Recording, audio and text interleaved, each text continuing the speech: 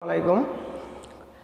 আরফান খান Memorial degree কলেজের বিজ্ঞান বিভাগের শিক্ষার্থীবৃন্দু, স্বাগতম জানাচ্ছি তোমাদের অনলাইন ক্লাসে। গত ক্লাসে আমি তোমাদের কেমিস্ট্রি ফার্স্ট পেপারের দ্বিতীয় অধ্যায় গুণগত রসায়নের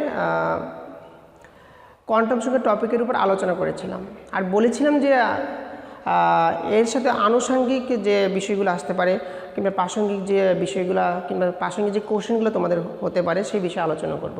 অলরেডি আমরা কি 1p অরবিটাল কেন অসম্ভব, 2d অরবিটাল কেন অসম্ভব এই বিষয়ে আমরা আলোচনা করেছি। এই কোয়ান্টাম সংখ্যা থেকে একটা শক্তি স্তরে সর্বমোট কয়টা ইলেকট্রন থাকতে পারে সেটা আমরা জানতে পারি। সাপোজ ধরো তোমাদের একটা কোশ্চেন আসলো চতুর্থ শক্তি স্তরে সর্বোচ্চ কয়টি ইলেকট্রন থাকতে পারে, তাহলে এটা আমরা কীভাবে বের করব? আমরা এটা তো জানি যে nতম শক্তি স্তরে সর্বোচ্চ ইলেকট্রন ধারণ ক্ষমতা কত, 2n স্কোয়ার। এখন যদি তোমাকে বলা হয় তৃতীয় শক্তি স্তরে সর্বোচ্চ কয়টি ইলেকট্রন থাকে, তাহলে দেখো 2 × 3 স্কোয়ার, তাহলে কত হলো 18।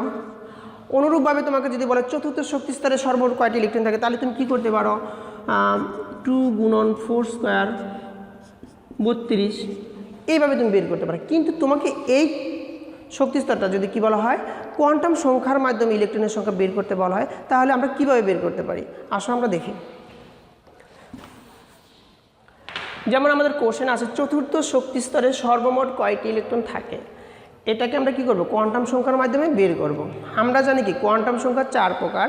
একটা হলো প্রধান কোয়ান্টাম সংখ্যা যাকে n দ্বারা প্রকাশ করা হয়, একটা হলো সহকারী কোয়ান্টাম সংখ্যা যাকে l দ্বারা প্রকাশ করা হয়, একটা হলো ম্যাগনেটিক কোয়ান্টাম সংখ্যা যাকে m দ্বারা প্রকাশ করা হয়, একটা হলো স্পিন কোয়ান্টাম সংখ্যা যাকে h দ্বারা প্রকাশ করা হয়, আর আমরা ওখানে লিখছি টোটাল ইলেকট্রন সংখ্যা, মানে সর্বমোট কয়টি ইলেকট্রন থাকে এটা আমরা বের করব। প্রথমে যেহেতু বলছে চতুর্থ শক্তি স্তর, এখানে কি n = 4, চতুর্থ শক্তি স্তর দাও 4। আমরা জানি এখন দেখো n = 4, তার মানে প্রধান কোয়ান্টাম সংখ্যা যদি তোমার 4 হয়, সহকারী কোয়ান্টাম সংখ্যা l এর মান কী হবে? আমরা জানি প্রধান কোয়ান্টাম সংখ্যা মান থেকে সহকারী সংখ্যার মান যদি আমরা বের করতে যাই, তাহলে কি হবে, সহকারী কোয়ান্টাম মান হবে n-1 সংখ্যক, 0 সহ n-1 সংখ্যক। তাহলে কি হচ্ছে, যদি তোমার প্রধান কোয়ান্টাম সংখ্যার মান 4 হয়, তাহলে তোমার সহকারী কোয়ান্টাম সংখ্যার মান কি হবে, 0 থেকে n-1, তার মানে কি 4 - 1 3, তাহলে মান কি হবে 0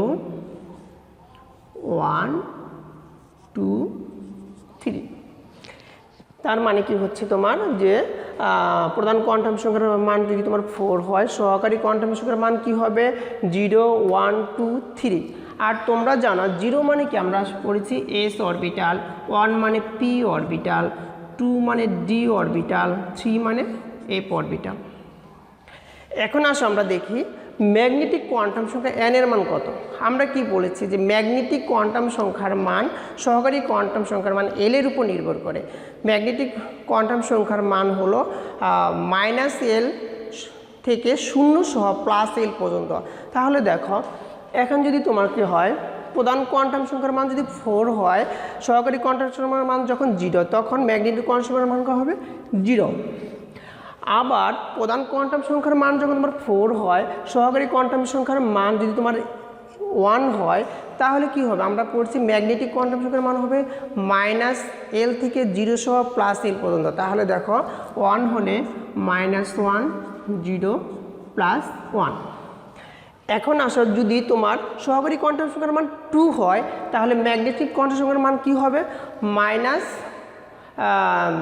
-l থেকে 0 সহ +l পর্যন্ত। তাহলে দেখো -2 -1 0 +2 +1।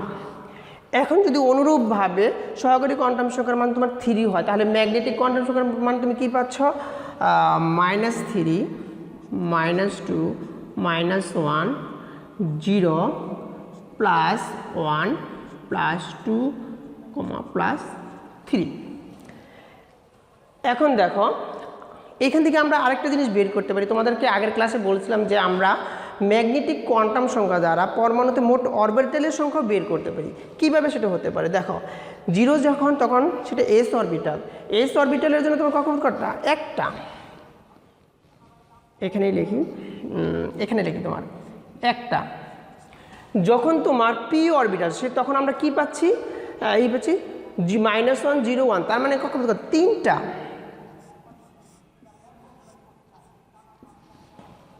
আবার যখন সহগঠিক মধ্যে এল এর মান যখন 2, তখন আমরা কি পাচ্ছি অরবিটাল পাচ্ছি কি -2 -1 0 +2 +1, তার মানে কি 5টা।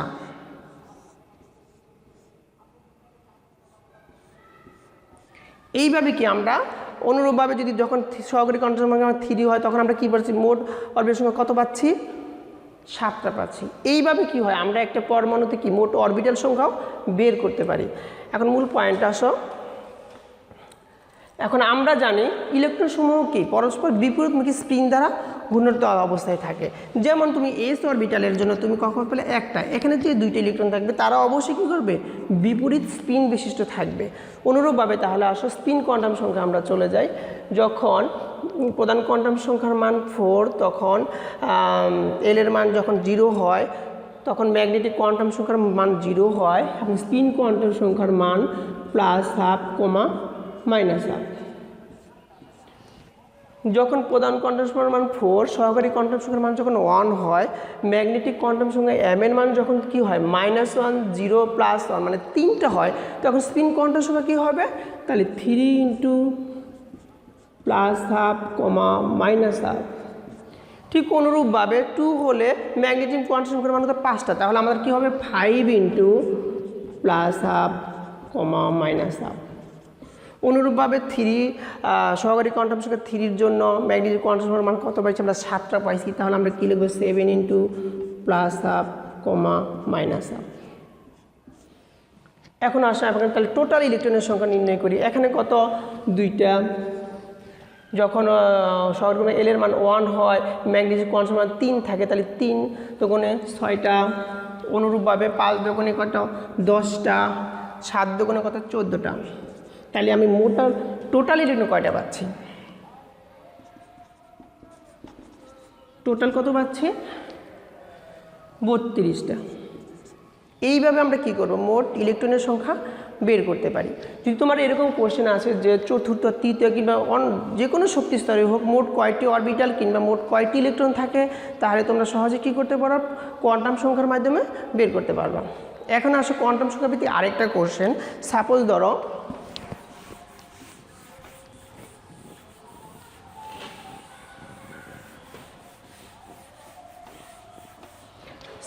একটা মৌল দেওয়া আছে নাইট্রোজেন 7, আর ইলেকট্রন বিন্যাস হচ্ছে 1s2 2s2 2p3।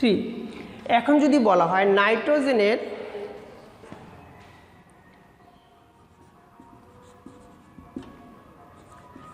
প্রথম ও দ্বিতীয়তম ইলেকট্রনের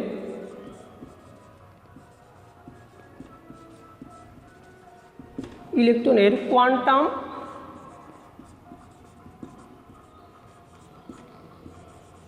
মানসমূহ লেখো।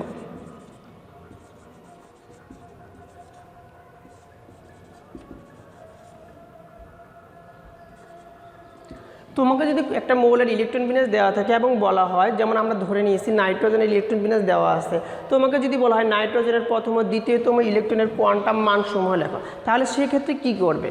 তাহলে আসো নাইট্রোজেনের আমরা স্পিনের মাধ্যমে খেয়াল করি। ইলেকট্রন বিন্যাসটা এইরকম, বিপরীত স্পিন বিশিষ্ট 2টি ইলেকট্রন আছে,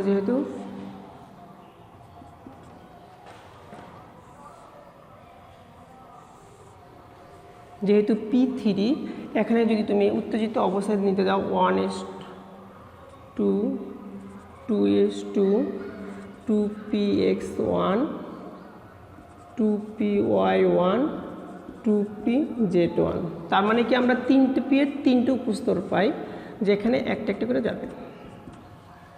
এখন তোমাকে বলা হয়েছে যে নাইট্রোজেনের প্রথম ও দ্বিতীয়তম ইলেকট্রনের কোয়ান্টাম সংখ্যার মান নির্ণয় করো।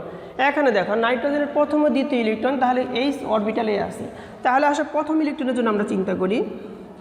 প্রথম ইলেকট্রনের জন্য n সমান কি, যেহেতু প্রথম কক্ষপথে আছে ইলেকট্রনটা তাহলে 1, এল এর মান কত, যেহেতু প্রথম কক্ষপথে আছে n এর মান 1 হলে এল এর মান কি 0, তাহলে যেহেতু এল এর মান 0 তাহলে m এর মান কি হবে তোমাদের 0।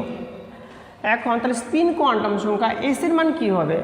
আমরা জানি যে ইলেকট্রন বিপরীতমুখী স্পিন দ্বারা আবর্তিত হয়। যেহেতু এখানে দুইটা বিপরীতমুখী স্পিন আছে, যে কোনো একটা স্পিন আমরা ধরে নিই প্লাস হাফ। অনুরূপভাবে আসলে দ্বিতীয় ইলেকট্রনের জন্য আমরা চিন্তা করি, দ্বিতীয় ইলেকট্রন যদি আমরা এটা ধরি, এটাও কী আছে প্রথম কক্ষপথে রয়েছে, তাহলে n সমান 1, তাহলে এল এর মান কী হবে? n এর মান 1 হলে এল এর মান 0, আর m তাহলে কী হবে 0।